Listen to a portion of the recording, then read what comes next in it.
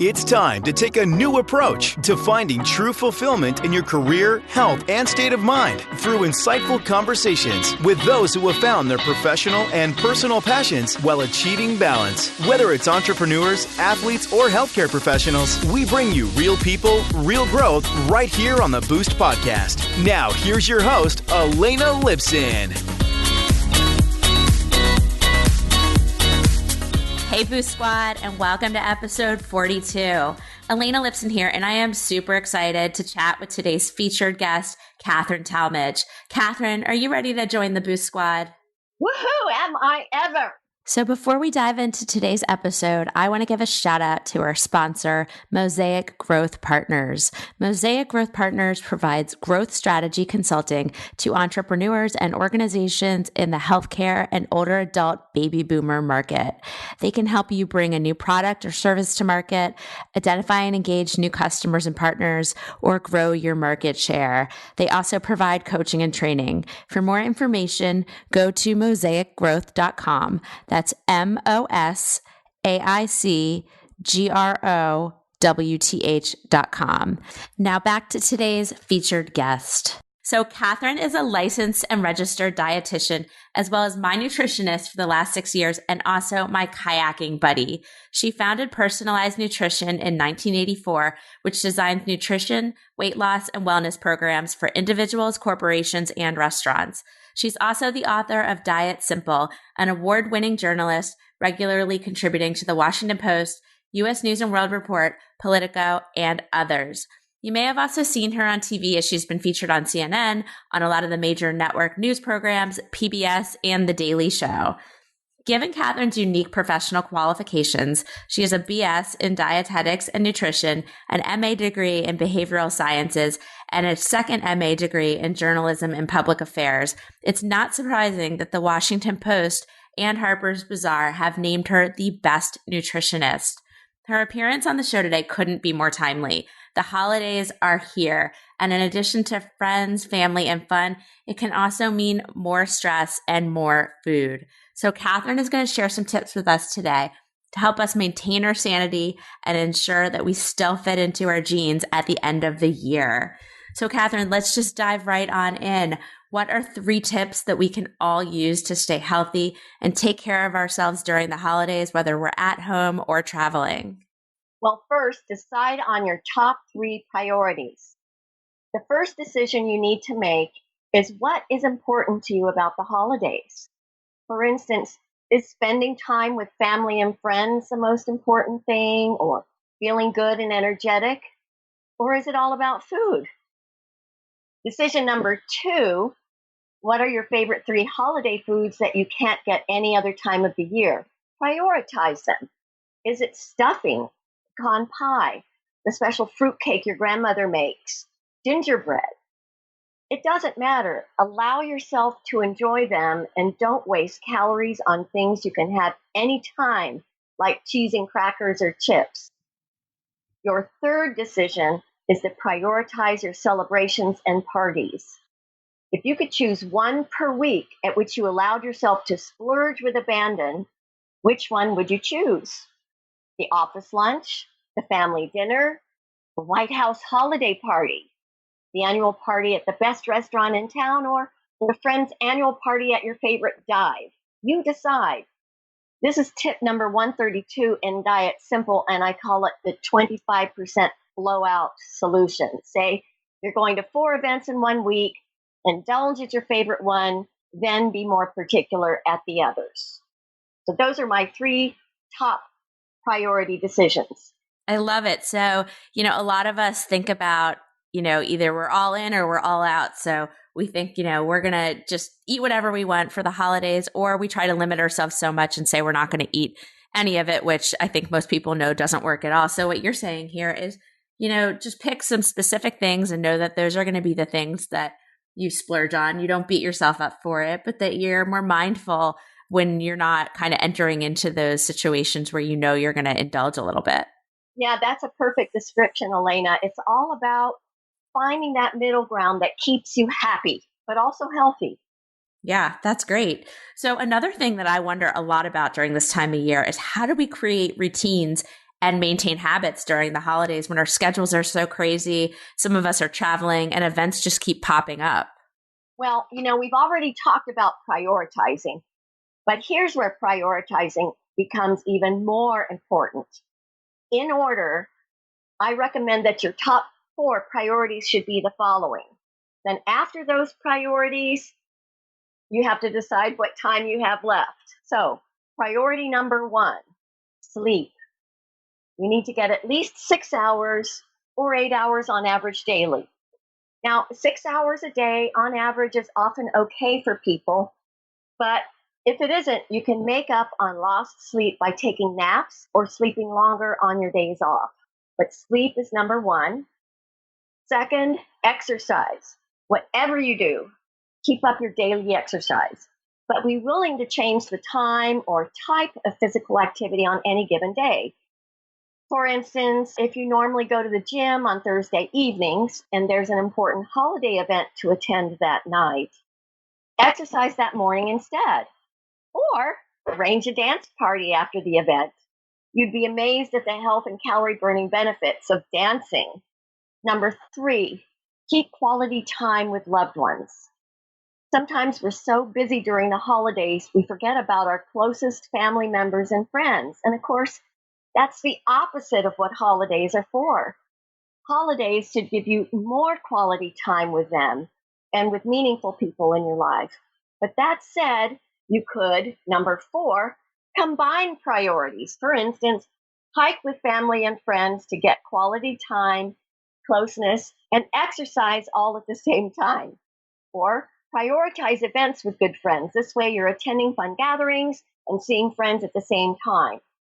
Make tennis dates, museum tours, or charity walks with friends and family to see them while you're all exercising. So once these 4 priorities are set, then you need to decide what time you have left. Yes, I love these. And I love that you listed sleep first. As someone who loves to sleep, I just think it is so important. And that's usually like the first thing to go for people, because rather than taking some things out of their schedule around this time of year, they just keep adding more and more. And so you just don't have time to sleep. I think it's so important that you mentioned that and that we don't forget that. Your tip about the dance party at the end of the night made me laugh. I hadn't thought of that, but I guess, if I miss some workouts and you're out with me at the end of the night, we might be having a little dance party. Well, what's so funny about being out dancing? A lot of my clients who wear pedometers will find several thousand steps after 12 a.m. because of the dancing they did all night long. Yeah, that's so true. And I like your point also about combining priorities. Actually, Katherine and I do this a lot. So, we'll have my nutrition sessions sometimes on a kayak so we can both get our exercise and get outside in the summer. And those are the types of things you can do, just make them more like winter activity friendly. And it's a great way to kind of kill 2 birds with 1 stone. You're seeing your friends, but you're being active, or you're seeing multiple people at the same time so that you're not having to have like multiple, different meals out. Those are great ways to kind of hack your way towards being social, but doing something healthy for yourself at the same time. So here's another issue that comes up a lot, at least for me. What if you attend a holiday party or someone's house and there's no healthy options? What do you do? Okay, I have 9 steps for you to take for all your parties, no matter if they're healthy or not. Okay, number 1, you want to try to anticipate the situations and plan strategy ahead of time. One example could be before the event, visualize yourself using your planned strategy and leaving the party successful. And here are some strategies. So number 2, always grab a glass of sparkling water first when you get to the party. Number 3, wait 30 minutes while sipping your sparkly and chatting, because this will give you time to relax, get comfortable in your surroundings, and scope out the food offerings rationally. Number 4, location, location, location. Position yourself away from the food table. Focus on conversation, not eating. Number 5, use mindfulness eating techniques. And what do I mean by that? Well, before eating anything, take the food to a table, sit down, take 3 or 4 deep breaths and relax. Focus full attention on the food while you're eating. If you want to talk with someone, be polite and put the food down and talk. When you want to eat, put your full attention on the eating. Then, while you're eating, notice the point at which you feel comfortable, not full, and as soon as you're comfortable, stop. Enjoy and savor every bite. Don't waste any calorie by not paying attention to what you are eating. And this is what I call mindfulness eating. Number 6, reward yourself for doing the right thing, for handling the situations as you planned. For instance, a slinky party dress, a mani-pedi, a massage, flowers, and of course, not food. Number 7, remember, it's leftovers what put weight on. Splurge on the holiday, then get back to normal eating as soon as possible. Number 8, if you do find that you overate, get over it. Lighten up. Literally the next evening or two, lighten up, and you'll lose the weight that you gained. And number 9, always remind yourself of your priorities. Remember, isn't your priority being with your loved ones and looking and feeling your best? Those are my 9 steps for doing your best at a holiday party. I love it. So really, I see kind of like 2 themes emerging from what you said. The first is you need to go in with some kind of forethought and a plan for this. So if you just go to a party hungry or someone's house and you haven't eaten all day and you just think you're going to exercise willpower, that's probably not a good strategy. It sounds like what you're saying is to think about this ahead of time. Have a strategy. Sometimes that could be eating a little bit beforehand so you don't go in on an empty stomach, ready to just chow down on everything in front of you. And then this idea to be mindful about your eating. But the other part of what you said that was really interesting is kind of what happens after you've gone to that party. And, if you have eaten too much, don't use that as a way to just have a slippery slope to continue that pattern over the rest of the holidays. You can stop and get back on track, eat lighter for the next couple days. Don't beat yourself up and just remind yourself of your priorities. So I think that's a really comprehensive strategy to think through. It just involves us actually thinking through it before we show up at someone's house for dinner or a party. That's a great point. The whole idea of maybe even snacking beforehand is also a great idea that I didn't include. Well, actually, Katherine, I learned that from you in our nutrition session. So you might not have said it, but I only know that from working with you. So another thing is this is the time of year where many people are getting ready to make New Year's resolutions. And a lot of these are often health related. But what's your advice for making these resolutions and actually sticking to them? Well, this is such an interesting question because so many people don't think New Year's resolutions are successful, but they are. 40 to 50% of American adults will make New Year's resolutions for self-improvement, and scientific research indicates you're 10 times more likely to change successfully by making a New Year's resolution, as opposed to just deciding you want to change something at some other time of year or for some other reason. But those people who are successful at their New Year's resolutions do tend to have some things in common. Would you like me to go over certain 9 areas in which successful New Year's resolutioners have in common? Yeah, that would be great. So number 1, it's important to make sure that your goal is realistic and attainable. Like, don't plan on losing 30 pounds in a month.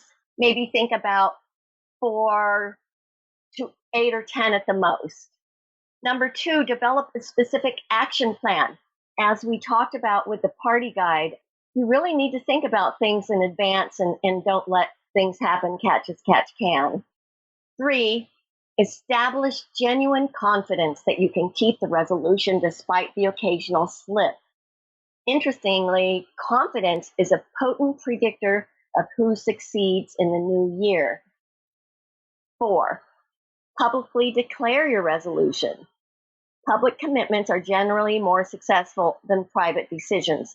A great example here is when the whole office decides to lose weight or start a running program. It's quite successful usually. Number 5, track your progress by recording or charting. Studies show self-monitoring is one of the most important behaviors correlated with successful change. Number 6, reward your successes. And I talked about that before.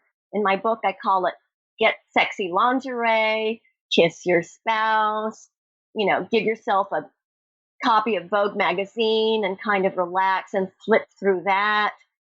Reward yourself for your successes. It's a really important part of any behavior change. Number 7, arrange your environment to help rather than hinder your success. So limit exposure to high-risk situations and create reminders for your resolutions. For instance, I limit the times I might go to 7-Eleven in the evenings in the wintertime. Or I might limit the number of times I go to a party that isn't as important to me. Instead, I make sure that I have delicious, healthy food in my environment that I can grab when I want to. Number 8, do expect occasional slips. Studies of successful weight loss maintainers show they experience just as many stressors and slips as weight relapsers, that is, people who lose weight and regain it. No one's perfect, after all. I know that's a little disillusioning, but the maintainers pick themselves up, dust themselves off, and start all over again. Number 9, cultivate social support. To be successful, you have to be able to have support from friends, loved ones, or professionals. It does take a village. Yeah, these are great tips. I like how you call this group of people maintainers. I think that's actually one of the hardest groups of people to be a part of. We've all probably gone through that where, we've gained weight, we've lost weight, but to actually lose it and maintain that weight loss is really hard. And the last point you made about cultivating social support, I think that can be hard because a lot of times people make New Year's resolutions and their friends kind of like roll their eyes and think, okay, you'll do this for a few weeks and then we'll wait for you to return back to normal. What do you suggest people say to their friends that are just not supportive of their resolutions? Well, depending on the friend, you may not even tell them. For instance, if it's a very, very close friend, you might tell them about it, and that close friend will be supportive. If there's anyone in your life that isn't as close, you may not want to tell them because jealousy can play a role.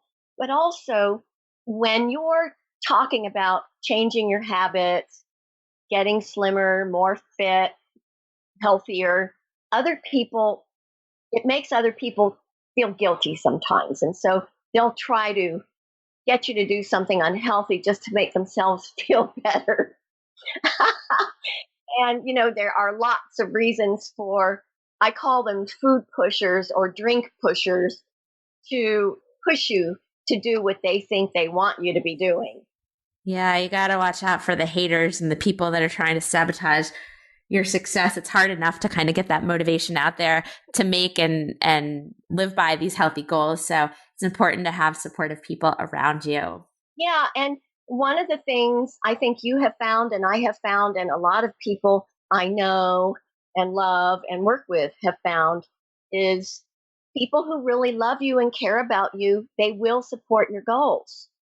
And if they don't, you won't necessarily drop them, but you will probably see them less often just because I don't want to go out with my friends if all they want to do is drink and eat greasy Chinese food. I might see them occasionally, but the friends I'm going to see more often are ones that want to go kayaking with me or swimming with me or take a walk and just get a cup of coffee or go to the movies, who appreciate really nice, high quality, light foods. Yep, absolutely. So I want to change our focus a little bit and go through a lightning round of questions. I am going to give you some options of different choices of food that come up during the holidays. And I want you to tell us which ones you think are the healthiest option and why. So I think a lot of us have been in situations with these foods, so this should be fun. The first one are if you had an option of candy canes and peppermint bark or eggnog, which would you choose and why? Peppermint bark, because it's not pure sugar like candy canes, and it's not as high in artery clogging fat as eggnog. Yeah, I love me some peppermint bark. That's a great choice. Peppermint bark has chocolate in it too, doesn't it? It does. Well, so that's an additional plus. I mean, chocolate's good for you. Exactly. That's what I always tell But myself. that's actually not only the best out of bad choices, it's a great choice. Good to know. So the next one we have here is a cheese plate or sweet potatoes with marshmallows. Well, I hope all the foodies out there will cover their ears when I say sweet potatoes with marshmallows. I would rather say just sweet potatoes with marshmallows. I know that's American, but it just sounds gross to me. But I'd say that would be better than a cheese plate. Why is that? Well, you're getting so many nutrients out of the sweet potatoes. And in the cheese plate, you're getting too much saturated artery clogging fat, unless you're just using a small amount of cheese. And I like to eat my cheese with sliced apples as opposed to crackers, and that further makes it even healthier. Ooh, great tip. So this next one, latkes or potato pancakes or pecan pie. Potato pancakes. And why is that? Because I know the ones that my mom makes are delicious, but they're filled with grease and oil. Well, grease and oil isn't that bad. I mean, it isn't bad at all, actually.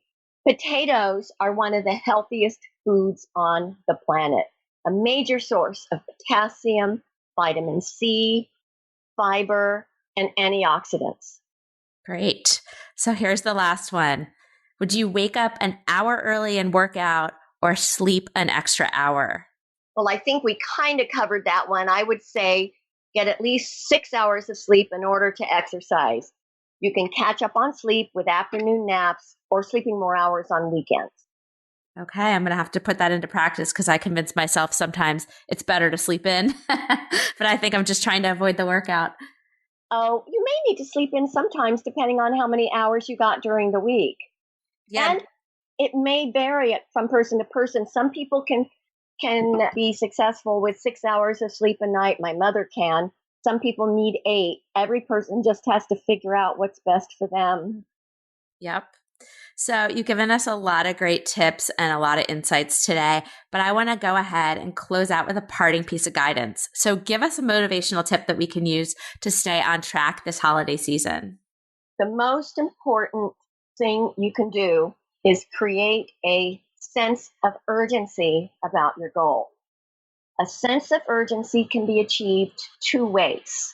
Number 1, remind yourself of your positive vision for success. For example, visualize yourself at your goal weight, healthy, feeling energetic, confident, dancing in your favorite dress, walking down the beach in your favorite bathing suit, walking up a mountainside with your family and not going out of breath.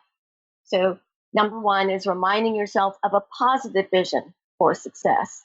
Number 2, you must also ponder the negative consequences of not making a particular behavior change, as a little fear can be a good thing, but just a little.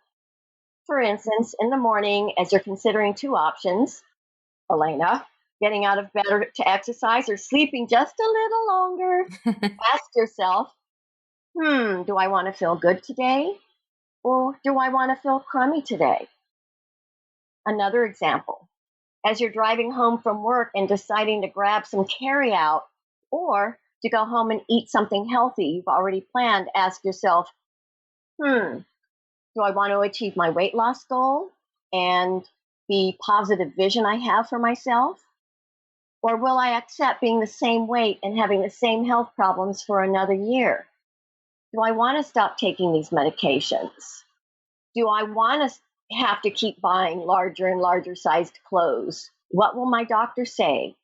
What kind of example am I setting for my children or my spouse?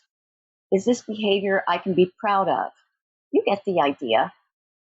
Achieving increased happiness means outlining the consequences of your actions and acting on your long-term goals as opposed to momentary desires. Achieving increased happiness can only be done when you act on your long-term goals, such as financial or physical or mental health, as opposed to that moment, that minute you feel good from eating that candy bar. So grabbing that coffee cake at the coffee shop when you originally just planned on buying coffee may make our happiness level increase a few seconds. Ooh, this feels yummy, right? But it's only temporary. It goes back to the same level it did before once that temporary experience wears off and nothing changes for the better in your life. You may even become more depressed as you continue to give in to these unfulfilling momentary desires and continue into a downward spiral. It's not always easy in our society to make a healthy decision. In fact, it's easier than the norm to be overweight and unhealthy, but it is possible to be healthy in an unhealthy world with planning, practice, determination, and support. Besides, what's the alternative? Yeah, that is great. So I love this. Create a sense of urgency about your goal, visualize your success, and think about the negative consequences if you veer off track for regularly or consistently. You really need to keep your long-term goals in mind versus succumbing to your momentary desires. So I hope today's episode inspires you to think more about how you can find your passion and live your best life. For more information, including links to resources that Katherine and I chatted about today and how best to get in touch with her, head on over to our website, mosaicgrowth.com, and check out our show notes from this episode and catch the Boost bonus. Katherine, I want to thank you for sharing your journey with us today. And remember, anything is possible for you. Now that you've completed this episode, the next step is to join the Boost Squad for strategic insights, tips, and tricks, as well as exclusive resources designed specifically to accelerate your personal and professional growth. All this and more is waiting for you at mosaicgrowth.com.